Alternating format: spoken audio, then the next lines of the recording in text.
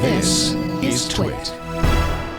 Florence Ion has spent the last week with the Samsung Galaxy S6 and S6 Edge. And I got to say, Florence, today, suddenly all the blogs, all the sites are posting their reviews of the S6, and all of them say pretty much the same thing. Something along the lines of Samsung's got its mojo back with the S6. What do you think? I wholeheartedly agree. And actually, so I have not posted my review yet. Part of that is because I decided since, well, first of all, I'm just going to be honest and say the embargo on this thing was like 12 hours. So nobody had time for that. So I decided to just kind of tackle it in sections. So tomorrow we're going to have a little ditty up about performance benchmarks. I've been benchmarking this thing for the last couple of days. My editor's been helping me, just kind of tag teaming on it to see how things are doing. So we're going to do that tomorrow.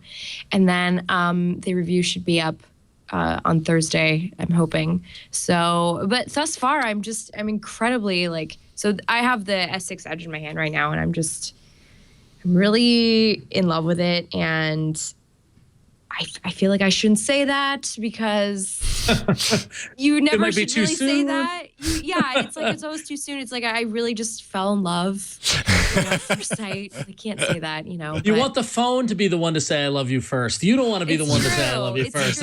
Yeah, I understand. I get it. So. But look, it's a really, really nice phone. Samsung did a really good job just completely overhauling its design. It's incredibly fast. I haven't experienced the same issues with TouchWiz that I have in the last couple of versions of the Galaxy S. So that's good. That's a positive direction.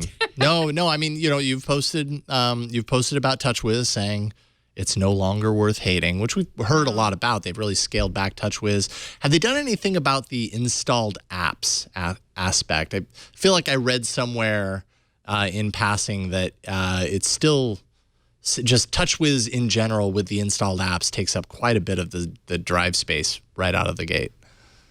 Yes. It's not, okay, there's still bloatware and you cannot uninstall it. You can only disable it, which is kind of annoying still.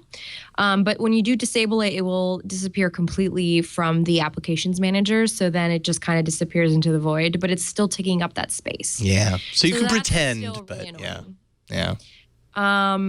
But, just to go back to kind of what I've been working on with this thing, I did a whole camera shootout with it in the first 12 hours that I had it in my hands. And holy crap, I was so impressed with the camera quality of this. Samsung didn't just increase the megapixels on the camera sensor they bundled with this thing. They didn't just, copy and paste from one phone to the other. They really worked on refining the sensor that they had in the GS5. And you can totally see the difference. And I've been carrying this phone around just because I've wanted to use its camera to take pictures of things. And, I've been using the Nexus 6, which as my daily driver, and maybe you know this, Jason, but it has one of the worst cameras I've ever used on an Android device. And I'm saying this because I tried to use it in the bar the other night, and it just wasn't doing anything. I mean, that's the litmus test right there. Is dark bar? How does it do? I'm serious though. Yeah. No, but I'm serious because when I go out at night and my friends and I, whether we're at Zeitgeist, which is a beer garden here in San Francisco, or whether I'm out hiking, I want to be able to take pictures in both those scenarios. And the GS6 is totally capable of that.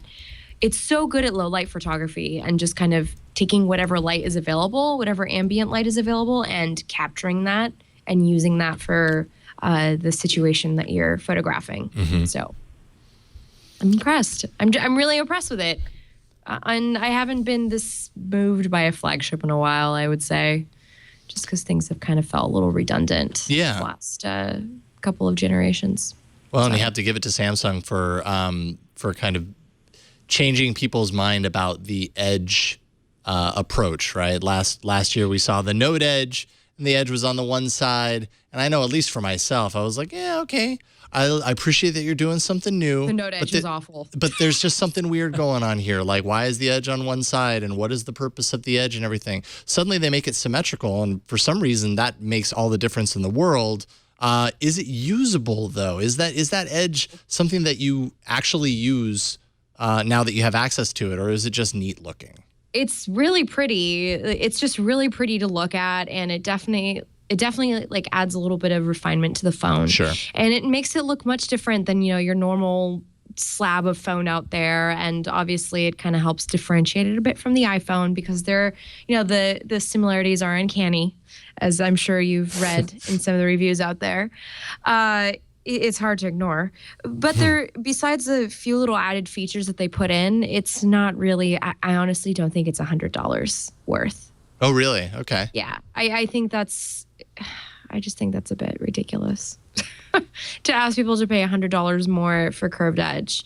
I understand it's a niche product. It's, only going to appeal to a certain subset of people, but.